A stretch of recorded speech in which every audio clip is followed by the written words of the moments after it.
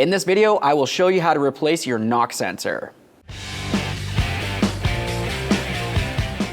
To get started on our replacement, we're going to start over at the fuse box. Let's grab that cover and remove it. While you look under the cover, you're going to be able to find a fuse legend. Essentially, it's going to tell you which fuse to pull. We're looking for the fuse that says EFI. Looking down in this corner, you can tell you have two fuses that say that. They're both 10 amp fuses. Look at your fuse box. You're going to want to locate those two 10 amp fuses. They're these two right here. Go ahead and pull those two fuses. As I pull each fuse, I'm going to give them a quick inspection. Make sure they're still reusable. They're not burnt or worn in any way.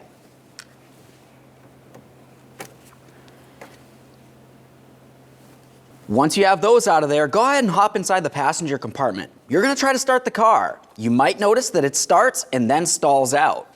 The reason why that is because there's no fuel getting sent up to the fuel rail.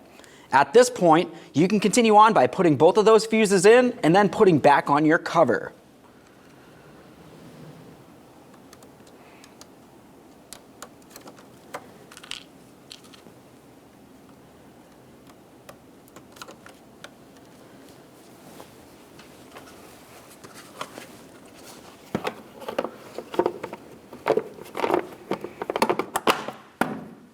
Before we start taking anything apart, I want to let you know the knock sensor is going to be located on the back side of the engine on this particular vehicle.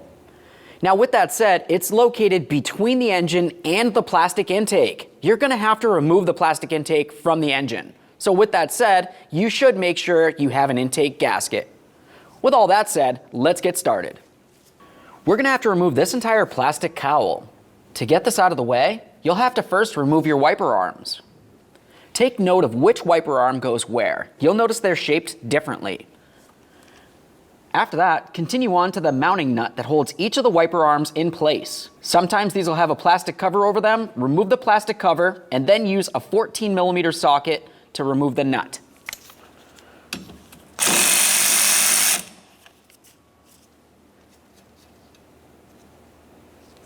Once you have the mounting nut off of there, we're going to carefully grab onto the wiper arm.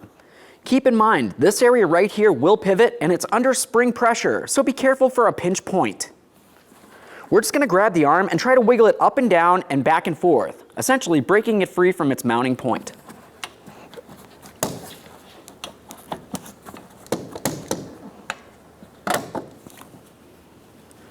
Remove that wiper arm and do the same thing to the passenger side. With those out of the way, let's continue on to our seal. For this, you just want to carefully grab onto it and slide it out of its placement.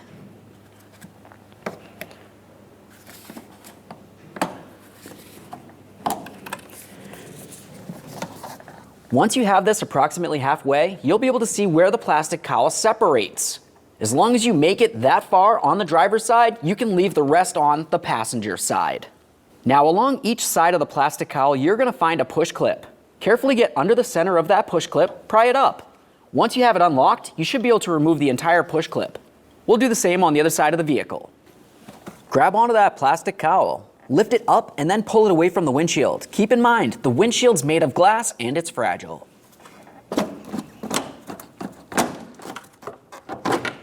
There we are. As you can tell, it's starting to separate. Generally for this, you can just carefully separate them like that. Remove each panel separately. Now let's start removing the wiper arm assembly. We'll come right over here to the wire that leads to the motor. Where my thumb is, there's a squeeze tab. Carefully squeeze on that and then separate the wiring. Every time you disconnect an electrical connector, take a peek. If you see any funny colors, it's corrosion and that would need to be dealt with. Let's follow it to this mounting point here. Gently pull it out of position. Set that aside. Now we can continue removing the wiper assembly. You're going to find two 10mm headed bolts to remove. Remove the pair.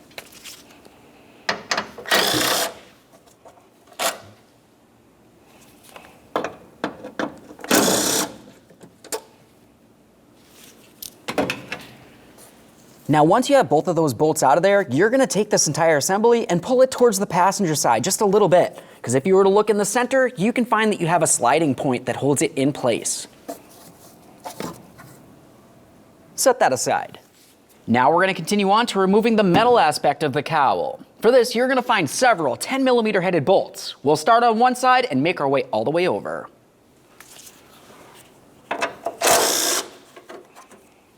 All these bolts will look the same.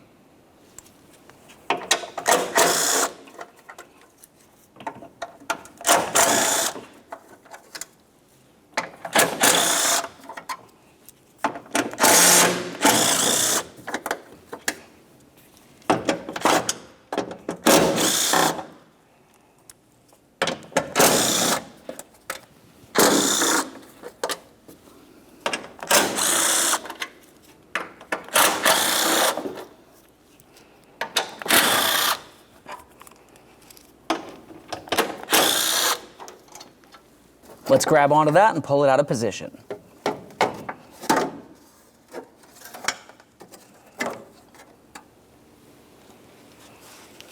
The next thing I like to do is remove the stabilizing shock that makes its way all the way across from one strut tower to the other. To do that, you'll notice on either side you have a 19mm nut. Remove each of them.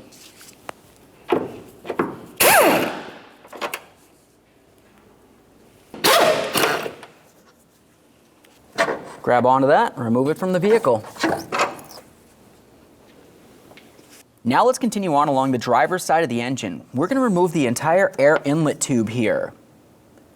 To remove this, let's follow this hose down to the throttle body. You're going to find a clamp that you should be able to squeeze by hand. Squeeze those two tabs, slide it up the hose, and then remove the hose from the throttle body.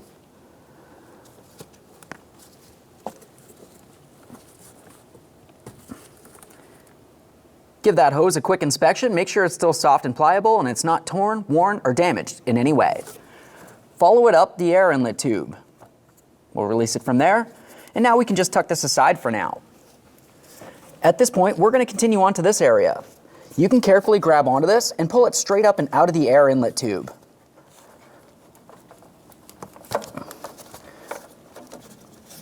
Now let's follow that wire all the way over to the mass airflow sensor. Right where my thumb is, there's a tab that you can squeeze and remove the wiring. Give it a quick inspection. Now let's continue on down along this way. You'll notice it presses into the top of the air box. Just go ahead and pull it right out of there, and now we can set all this aside. Let's remove our top plastic cover. For this, you're going to find two 10mm headed nuts. Remove the pair.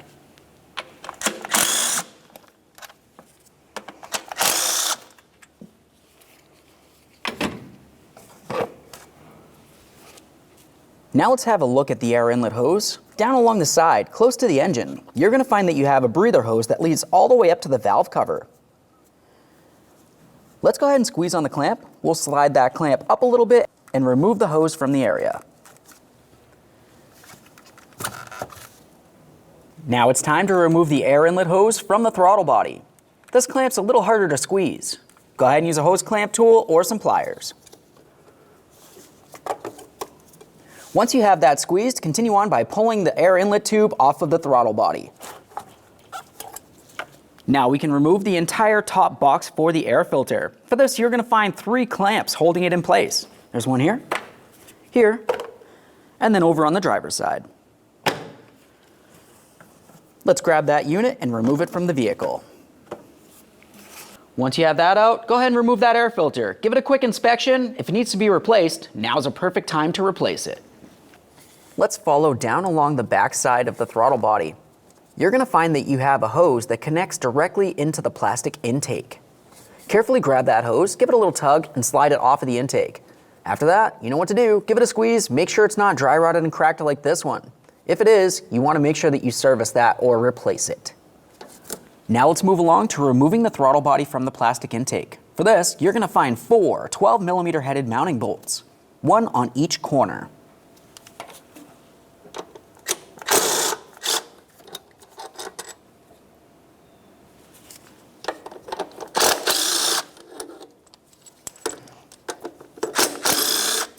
The forward bolt on the driver's side will have a metal bracket. Just remember that for during the installation process.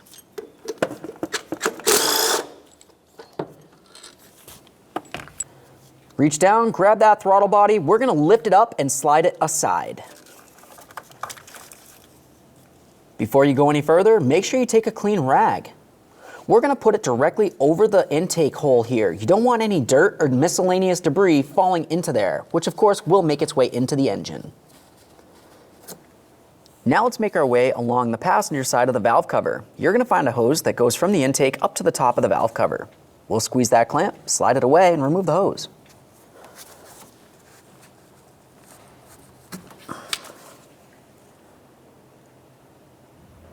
Set that aside. Now let's move along to this wiring harness that's connected onto the fuel injector rail.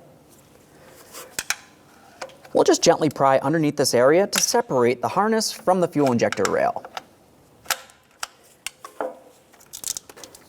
Now that I have the wiring harness pulled away from the area, I'm going to continue on with some compressed air. Generally, along the top of your plastic intake, you're going to find some debris. We want to make sure there's nothing up there that could potentially fall into the engine once we have this apart.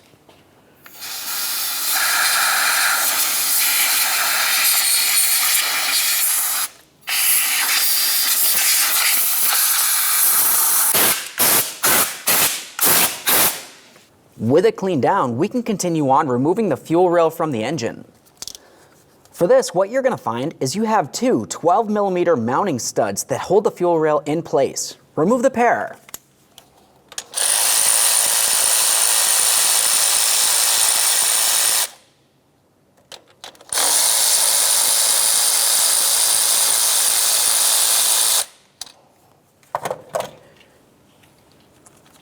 A quick note, as you try to remove the fuel rail, once you start pulling out the mounting studs, directly behind each one of those studs, you're going to have a plastic spacer. Don't let that fall down. You don't want to lose it. Pull it out of there. That other one. Now let's continue on with the wiring. We're going to make our way all the way over to the VVT solenoid. Grab onto the squeeze tab along the backside. Give it a little squeeze and pull this off. If you find that you're having a hard time squeezing the tab and it does not want to release, continue on with a small pick. I'll come in through the forward side, find the ear to get under, and gently pry it up. With that in the unlocked position, you can remove it, give it a quick inspection, and just go ahead and move along. Now we're going to move to the area that the wiring harness connects onto the back side of the plastic intake. We'll carefully pop this out of its mounted position.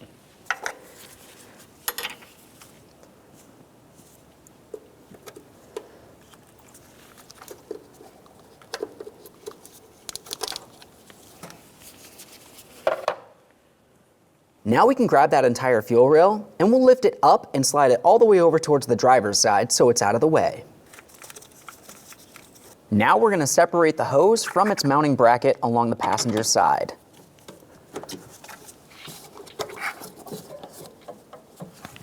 Now it's time to make our way carefully under the front of the vehicle. As you look along the backside of the engine, you're going to see the lower half of that plastic intake. For this, you're going to find three 12mm headed bolts that you have to remove. You'll find one in the top corner on the passenger side. The other two will make their way down along the bottom, heading towards the driver's side.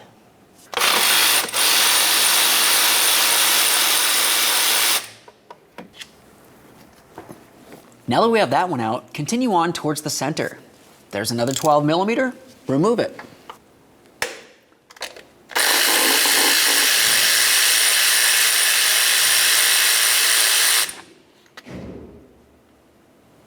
Continue on towards the driver's side. You're going to find one last 12mm bolt that we're going to be accessing from under the vehicle.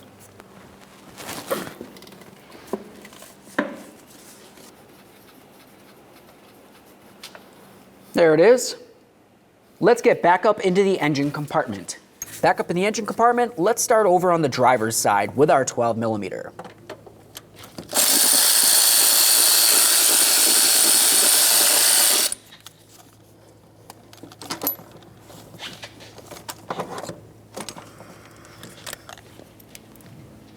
Let's continue down the line.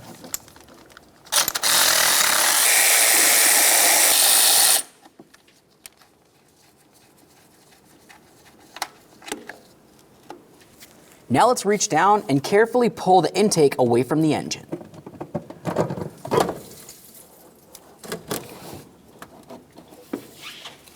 With the intake out of the way, we're going to feel down along the center of the engine, down along the back. You're going to find a wire that leads down to the knock sensor. Before we disconnect the wire from the knock sensor, let's use a 12mm. We'll remove the knock sensor from the engine and then remove the wiring.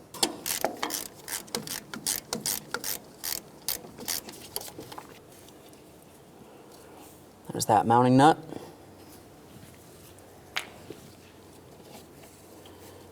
Now, as I remove the knock sensor, pay attention to the orientation. You'll notice that it's facing towards the driver's side. That's important to note for the installation process. Now we can start disconnecting the wiring from the knock sensor. Go ahead and spin it around. You'll notice that if this sensor was still attached to the engine, on the wiring harness, there's a little tab up along the top. Squeeze that tab, remove the sensor.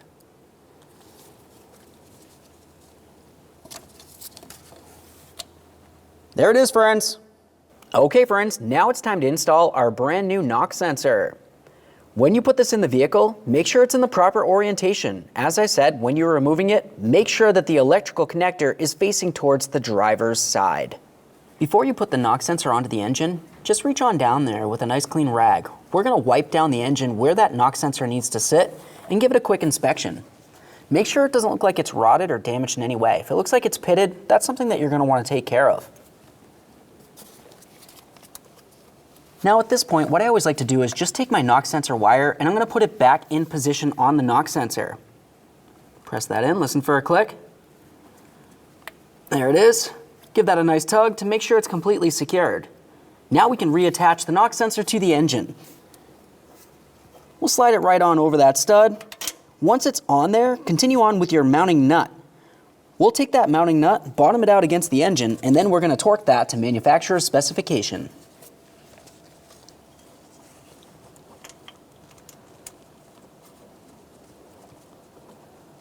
Once you have it bottomed out, torque it to 15 foot-pounds. Once you have the knock sensor in place, it's going to be time to remount the plastic intake. Before you remount the plastic intake, pay quick attention to the engine where the intake's going to mount. That's going to be the area that the gasket should sit. Make sure it's clean and free of any debris.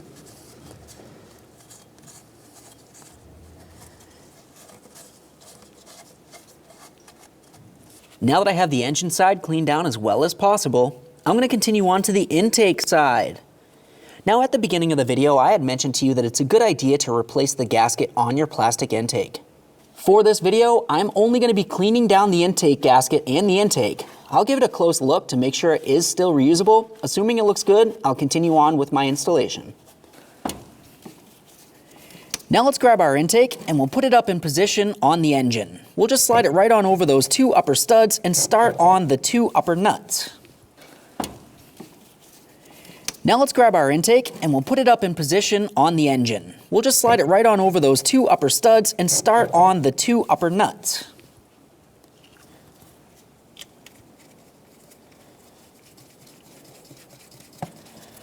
We'll loosely bottom these out, making sure that we can still move the intake around as needed for the rest of our installation. Now let's continue on to our two upper bolts. We're only going to start these in. We'll leave them loose. Continue under the vehicle, start in those three mounting bolts, then we'll snug those and torque them. Now from back underneath the vehicle, we're going to start putting in our mounting bolts, starting on the driver's side. We'll start in each of these bolts, making our way over to the passenger side.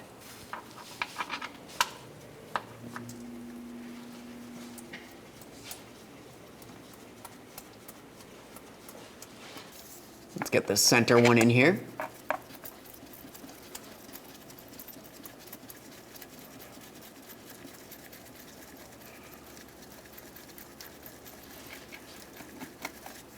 Let's make our way over to our last mounting bolt over on the passenger side. This one's up in that top corner.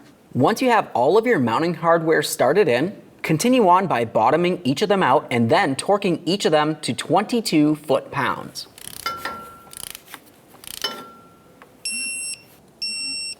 All right, so now that's the last one on the top. At this point, I've torqued all of my mounting hardware to 22 foot-pounds. Once you have everything torqued, we're gonna move along to reinstalling our fuel rail. Before you put the fuel injectors back into the engine, make sure you inspect the gaskets on each one of your fuel injectors. Make sure it's still soft and pliable. Also, double check it. Make sure you don't see any dry rotted cracks. Aside from that, we're gonna make our way down to the engine. We'll just wipe out the areas where those fuel injector gaskets need to sit. With that clean, continue on to your black spacers. We're gonna put them right in place on the engine, being extremely careful that they don't fall down and potentially get lost. Now we can take that fuel rail and we'll put it in place. As I bring this down into position, I'm gonna make sure that I'm lining up all of my fuel injectors with their corresponding holes. As I do it, I'm also gonna focus on the areas where my fuel injector bolts need to go.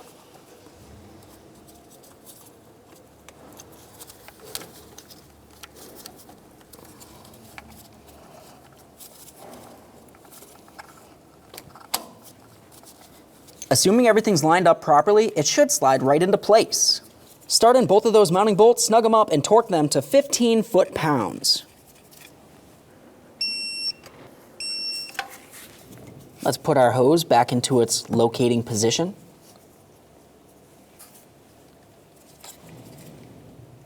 Reconnect in our wiring harness. Follow that wiring down, making sure we secure it to the fuel rail. We have this area that connects onto the back side of the plastic intake. Connect in the breather hose on top of your valve cover. Let's continue on to remounting our throttle body. Before you put the throttle back on your plastic intake, looking around this area, you're gonna find that you have a rubber gasket. You know what to do. Give it a quick inspection. Make sure it's soft and pliable and it's not torn or worn. Assuming it looks good, we'll get that throttle body back installed. To install it, you just wanna rest it in place. We're gonna start in each of our 4 mounting bolts, keeping in mind that the forward bolt on the driver's side does have a metal bracket that needs to be installed as well.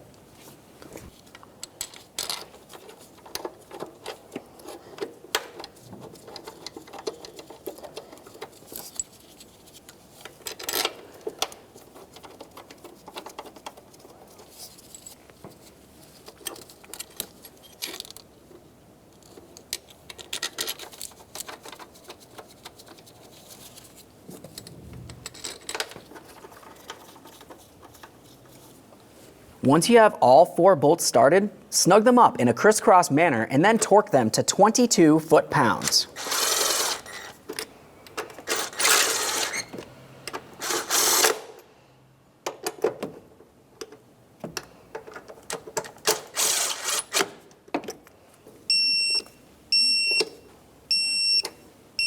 Reach along the backside of that throttle body. We're gonna grab that lower hose and slide it back onto the little piton on the side of the plastic intake. Slide it on there as far as we can. Give that a tug to make sure it's completely secured. You do not want to have a vacuum leak. Let's get that air filter reinstalled. Now let's get our air inlet tube and box reinstalled onto our throttle body. As we slide this down, make sure you press it down as far as you can. Once it's pressed down all the way, make sure that the clamp is in position and tight.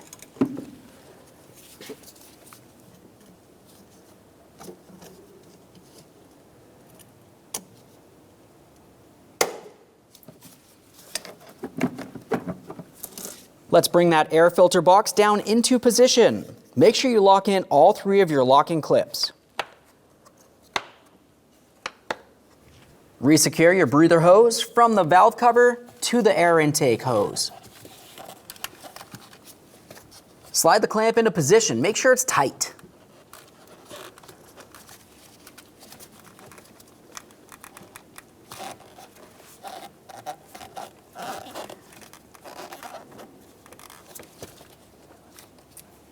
Let's get our valve attached to the air inlet hose. Press that down as far as you can. Make sure it's secured, of course. Reattach your mass airflow sensor. Press this in. Listen for a click. secure that wire. Now we're going to make our way to the hose that leads down to the throttle body. Slide it on there as far as we can and make sure we re-secure it with the clamp.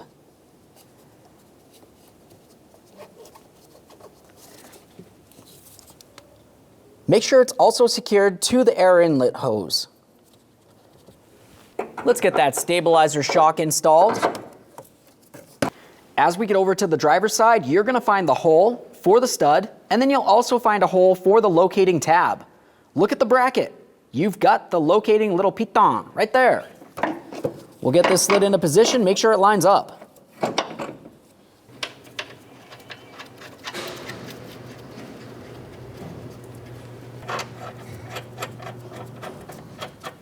Start on both of your mounting nuts and then tighten them up.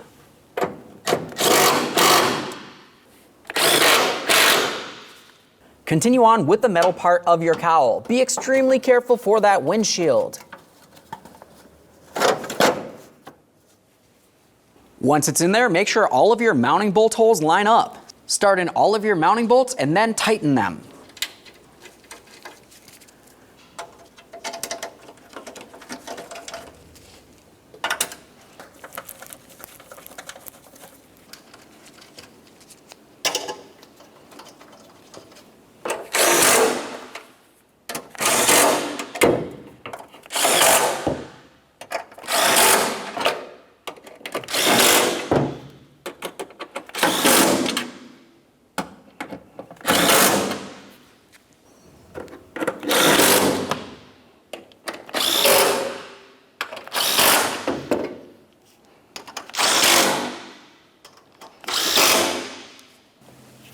Now it's time to put in the wiper regulator. Have a look at the back side. You're going to find that you have a rubber bushing. That rubber bushing needs to fit directly into this area here. As you can tell, it has a slot towards the passenger side, so we'll have to slide it in and then slide it towards the driver's side to set it in place. There we are. Line up both of your bolt holes, start in the bolts and then snug them up.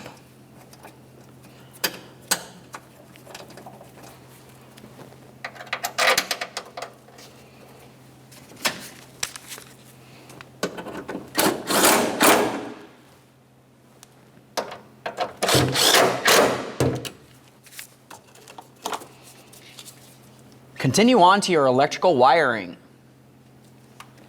Let's plug that in and listen for a click. Give it a tug, make sure it's secure. Also, make sure the wiring is secured. Continue on to your plastic cowl. I'm going to turn it like this. Along this area is the area that your glass windshield needs to be. You're going to find that it has a groove. You want to make sure the windshield fits in between the rubber insulator here and this area. It's going to hold it in place.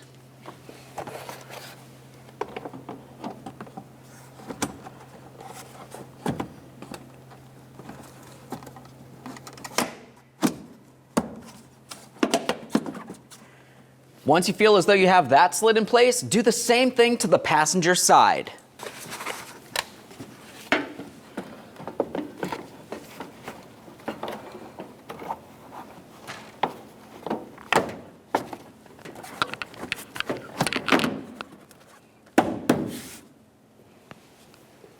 Once you have those on there, continue on to your plastic locking clips. You remember, one of these goes in each corner. Slide them in, lock them in place. Once you have both of those in place, continue on to your rubber seal.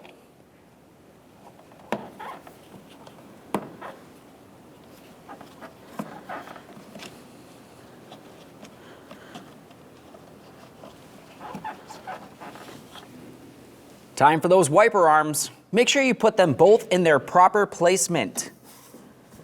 Now, before I go ahead and slide this all the way down onto the wiper regulator, I want to pay attention to the angle of my wiper arm and wiper blade. When I slide it down, I don't want to have the wiper blade all the way up there. Let's put it so it's going along the plastic cowl. Once you have it properly in place, hold it there and then press it down onto the wiper regulator. Start that mounting nut on there, and then make sure it's tight.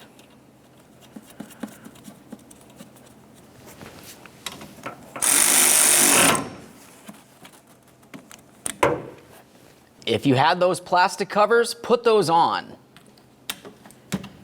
Do the same to the other wiper arm. Time for the top plastic cover.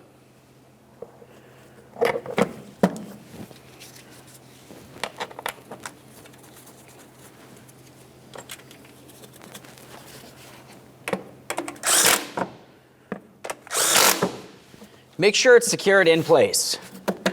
Okay friend, we finished installing our knock sensor. At this point, you want to hop inside the vehicle, start it up, make sure it runs okay, and you have no check engine light. Aside from that, take it for a road test. Thanks for watching. When only the best will do, demand TRQ. The only company that lets you view before you do. TRQ is committed to offering the highest quality aftermarket auto parts that are engineered for peace of mind. Thanks for using and viewing with TRQ.